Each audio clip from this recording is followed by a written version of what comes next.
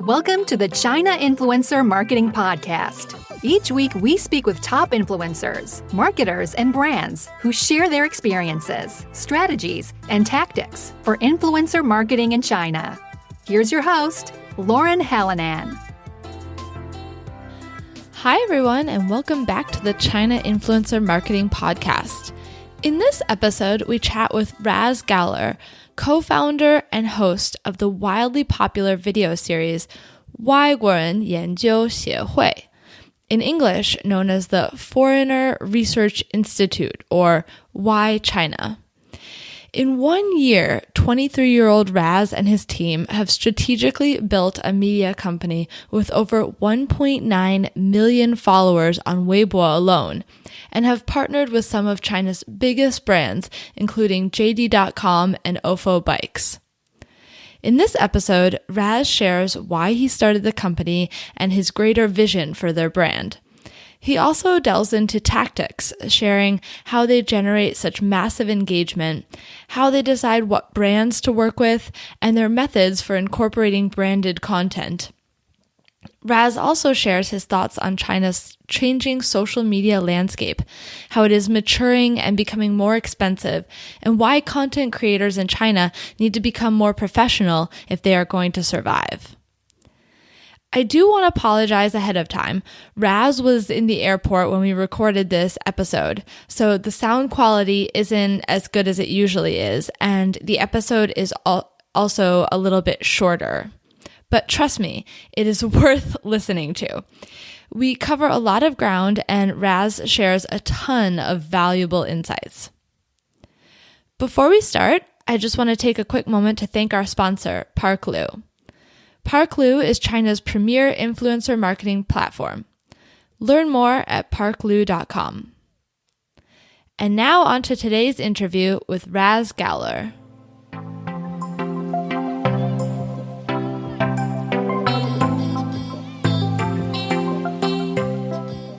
Welcome to the China Influencer Marketing Podcast. Yay.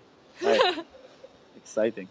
I want to just start off by asking you about Weibo and how the idea came about and how you have gotten this platform to grow so quickly. Like, what is your vision for the brand? Where did the idea come from?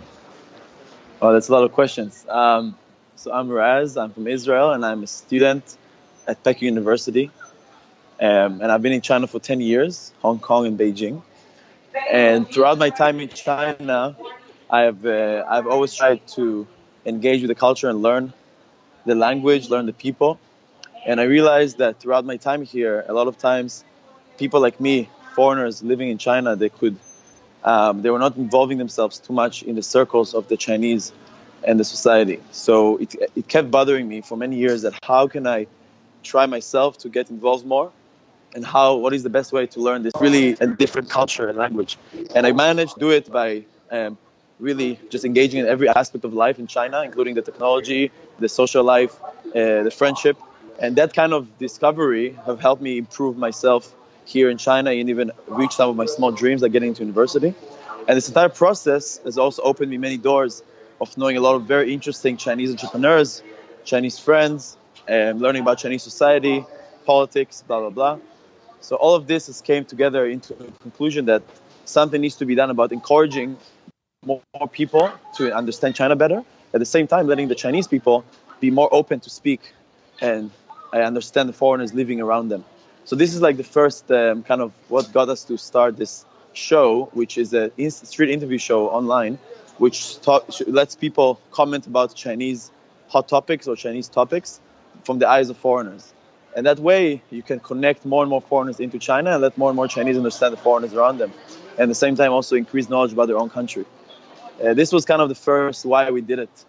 Of course, okay, so and now the vision, just to wrap up the second question, the vision is to be the most influential cross-border platform that lets the world better understand China. In a way that we will be able to use the foreigner point of view to explore really deep, interesting topics about modern, new China. Because China has so many things that probably the people around the world are not really familiar with. And we want to be the ones to lead this using the young generation digital media ways. And this thing is going to be our future, where we're going to expand into platforms outside China to attract more and more audience, more and more people to, through our channels, we better understand the life here and the opportunities here. That is the greater vision for Why China, which is called waiguorenyanjiu in Chinese. Oh, okay.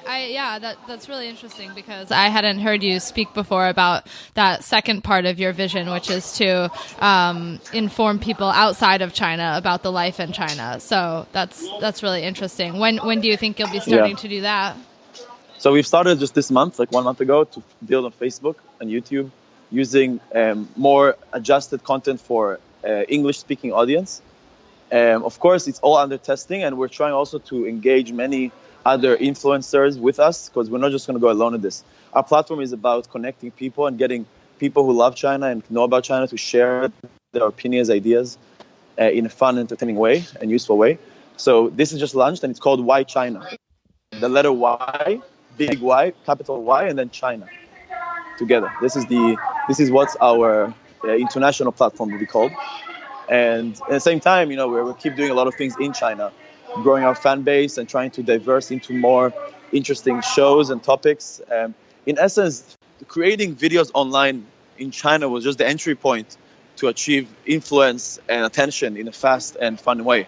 But actually, our real future with this international expansion and the vision is to build more services that could include better communication between foreigners and Chinese. One level is to create China-based centers, like offline centers where people can communicate and host each other, and a place for foreigners and Chinese to get together. It can be based in many cities around China and around the globe. It will be a China-focused area where people will be kind of getting together, the foreigners and the Chinese together, to talk about China and to enjoy in a fun, entertaining way this kind of phenomena. At the same time, we're trying to expand into other areas like e-commerce, try to give people the best access to foreign products. That's on the China side.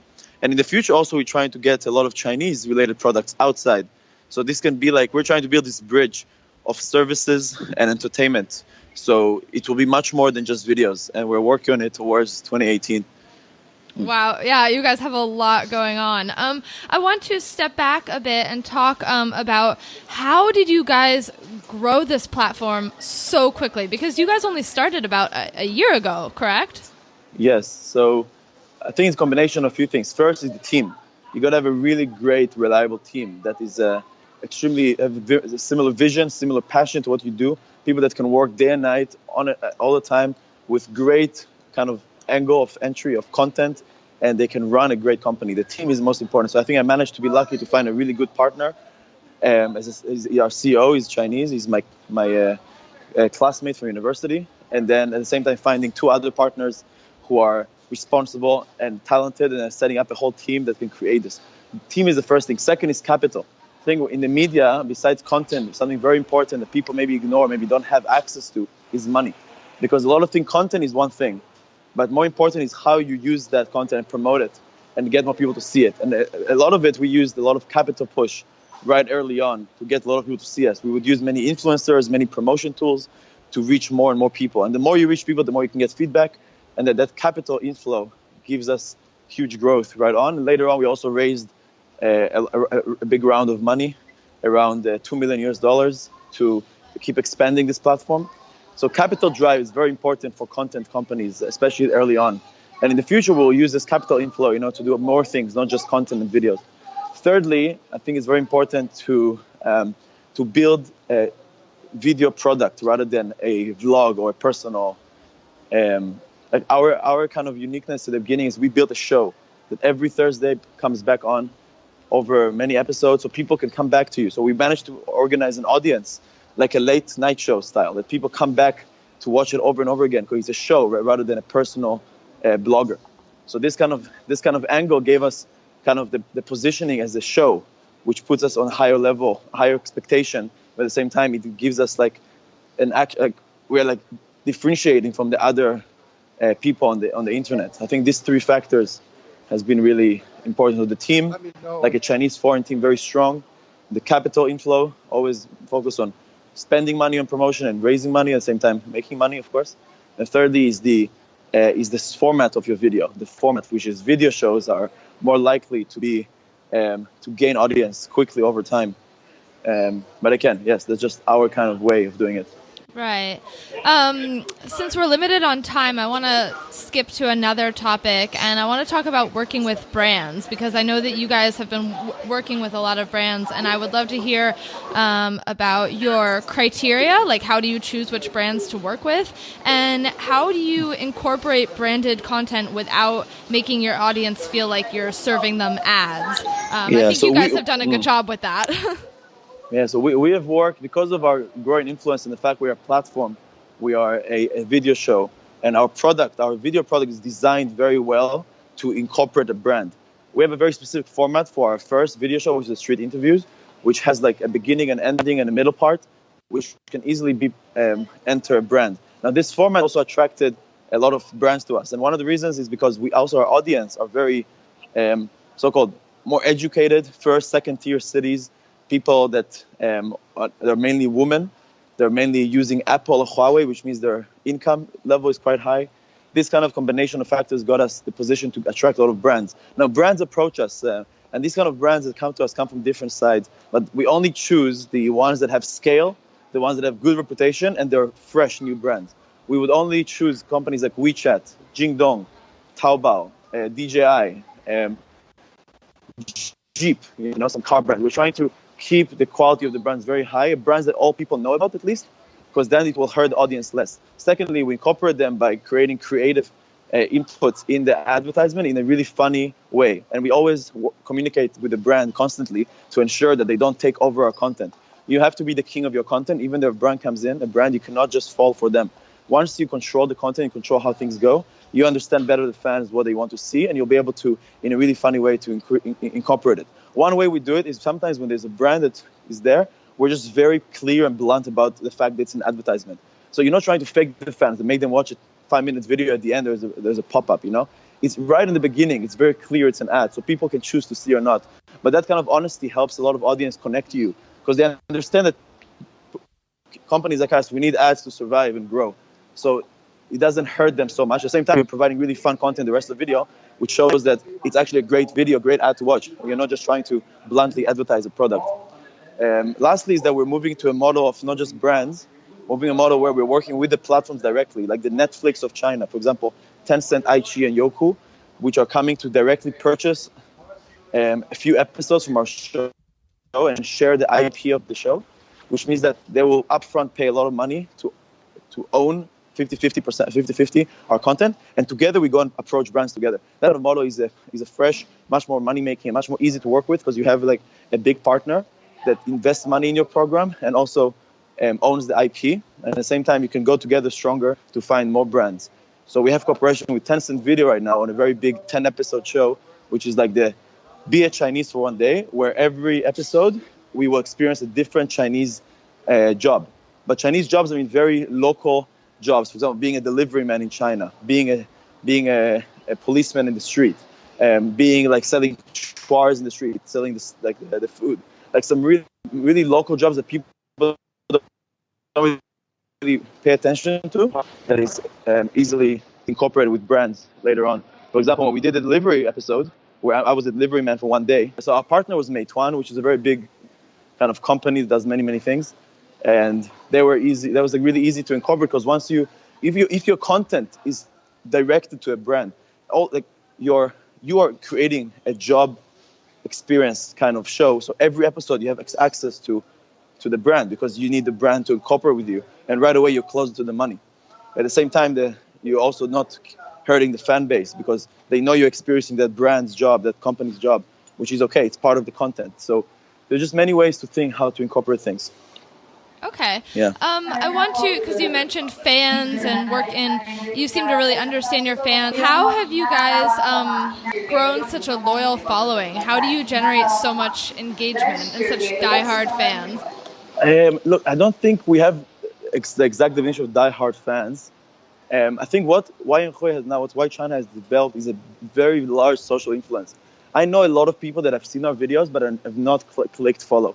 It means that our content is a kind of, it's not just a person that they like or a funny thing they like. They're coming back, or they're seeing this for a place to connect and learn something. a lot of our videos give them a new perspective of things they don't know. They're looking at foreigners think of China as something they don't have many places to access to.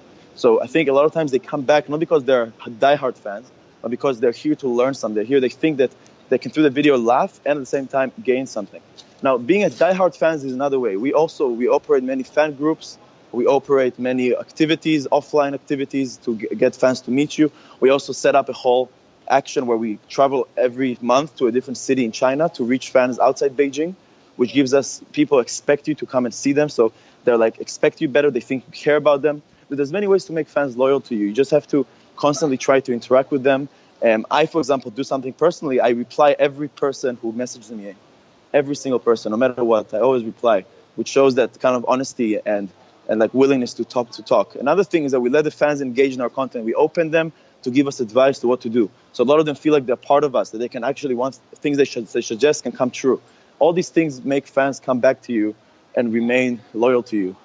But again, yes, it's loyalty of fans is one thing, but it's more about the social influence we're after, which is creating more impact, to be featured in many more places, work with big organizations, including government organizations, just to try get every aspect of life, every age group, to see this new phenomena of like foreigner 2.0, I call it. Like the new breed of foreigners in China who love China, know the language, have a lot of insights, and trying to engage in society here.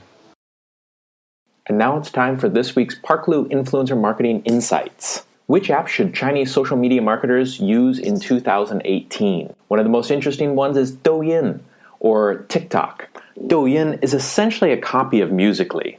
The app currently has an extremely high user interaction rate because the content is so unique and so different than any other app. By midsummer this year, there was only about 2 million active users on the platform, but those users are really active. And we are getting interest from brands like Nike and Vans and Michael Kors who want to work with Douyin influencers. Xiaohongshu, or Little Red Book, is a Chinese e-commerce app centered around purchasing foreign products. The platform collaborates with well-known global brands that might be hard to find in China. But what makes this app so unique is its mix of social, word-of-mouth, content, and commerce, where actually the stores are owned by the social media users on the platform, who then make a percentage of all the products that they sell, making it a great place for influencers and those who want to collaborate with influencers. Suishoupai is very similar to Instagram, except it's integrated with Weibo stories. So the content created on Suishoupai is intended to be uploaded to Weibo stories. However, Suishoupai also has its own social ecosystem. For deeper insights into these platforms and to learn more about others, please visit chinainfluencermarketing.com/parklu. Enjoy the rest of the show. I just want to ask real quick about live streaming. How have you guys been using that, and do you think that's something that's important to use, or how do you feel about live streaming? Yeah. So live streaming has been a tool for us to actually create more loyal fans. And a lot of times our videos are featured very interesting people that show up. So we made like a show where every week we feature a new person and host them on our live streaming. So live streaming has been a tool for us to get people to know more about the people in our platform, rather than make direct money. It's been like a tool to satisfy the current fan base and give them a deeper insight or a deeper knowledge about a person they liked from the past video. So it's kind of been a host show. The live stream, we use it to host people and like do fun, interactive things with them. And it's been quite a success in terms of it gets people to really come and speak, and like they can interact with you face to face. They get to know you more. They get to know people around us. It's a very, very exciting kind of experience for them. We haven't monetized it yet directly, although I have done some live streaming for some brands. But I think for now live streaming, how we use it, we work with the Weibo live streaming mainly to create more content for our audience. In the future, though, there's more ways to monetize it. But as you know, live streaming has its different types and different styles, and we have to still consider how to use it more effectively. Okay. And just one more question. I want to know about any trends that you see in like Chinese social media industry, digital marketing, so any new platforms that or any types of content that you've been trying out. Okay, so Weibo is becoming a very difficult platform. They entered new policies of how content reaches different people. It's becoming very hard to reach audience on Weibo. And it's also very, very expensive. The cost tripled over the last 2 months in promotion. which means that Weibo has been a great thing for us in the beginning, but now it's becoming more difficult. But in kind of trends for the future, like I think there's so many new platforms rising, and most of their characteristic is that they're very short, quick, musically style platforms, like Douyin. There's places where the new millennial generation, the very young people, they don't necessarily hang around Weibo or Bilibili. They actually hang around in places like QQ, Kongjian, like the QQ. They hang around in places like Bilibili. They hang around places like the Musically of China. And all of this kind of gives you a whole new challenge. Content needs to be shorter, quicker, capture more essence. But at the same time, I feel there's a trend that people are looking for in the future, at least a year or two. People are looking for more deeper, useful content. People are sick of this entire flow of information. There's so much information, so much video bloggers. How are you going to give them value? So the future is trying to give people a deeper insight, creating higher quality videos with deeper meaning behind them. I think that's the trend we're trying to go for. To use our influence now to create better for society, create more deeper, high quality videos. And that is something that we think that will be relevant on any platform. At the same time, of course, there's a big trend of the big platforms like Youku, iQIYI, and Tencent. They're moving into the Netflix model. Also, YouTube is going there, which they're investing in shows, and they're building shows that are exclusive on their platforms, which means that in the future, the internet world will be connected to this big sort of TV show, TV industry, where you'll see a combination of the internet celebrities with the actual celebrities, the internet celebrities producing content for a wider audience outside social media platforms, which will mean that the whole industry is rising. It's been happening in the US for a long time. Now China is slowly catching up, and also the money is coming in. But most importantly is that content is becoming expensive, content is becoming rare. They're kind of the Hongli, it's called, the beginning, that was like available for many people to enter, does not exist. A lot of times now you need a combination of capital, resources, platforms, and a big team in order to move forward, because in the future, if you don't have that, most teams will probably die. And at the same time, brands are more open to work with KOLs, but their expectation is rising. So the future will be how to incorporate better brands in your content in an effective way. So I think all these things are what's coming up. New platforms in China, I cannot really say which ones are the ones we're going all in on, but try to be everywhere, but at least have one or two platforms to be focused on very hard, especially Weibo, because Weibo is a place for creating social influence. However, as I said, it's becoming more difficult. So you just have to always be up there. WeChat is a very difficult place for videos, but it's a great platform for content. So can you create better content on WeChat is also a big question. I think that the whole area is to be ready for every movement. China changes so fast, dynamic place. Have a great Chinese team that observes everything. As long as you are yourself, you're honest, you're fun, I think no matter who you are, what changes, people will continue following you. Thank you so much. People want to get in touch with you. What's the best way for them to get in touch? They can add my WeChat. If you don't have WeChat, don't even consider coming to China. Very true, very true. Okay, well, I'll let you go. Thank you so much. Thank you, Lauren. You're amazing. I will hopefully see you next time. Hi, everybody. I hope you enjoyed that interview with Raz. Whenever I talk to him, I can't believe he's only 23 years old and has accomplished so much. It's crazy how much his business has grown over the last year, and they're only getting larger and larger by the day. You can find all of his social media handles and contact information in the show description and in the show notes on chinainfluencermarketing.com. Before you go, I want to share a couple of my key takeaways from this episode. I really liked when Raz said, you have to be the king of your content. He's worked with some huge brands, so it takes a lot of audacity to say that, but it's right. He said, it's important to be in constant communication with brands to make sure that you are giving them the service that they came to you for. But he says, don't let them dictate the content. He said, I know my audience the best, and I know how to incorporate the branded content in a way that will suit my audience. So I'm not going to let the brand control the content. The other thing that I want to talk about is Raz mentions throughout the episode the importance of having a local team. Anytime I talk to Raz, he's always talking about his team.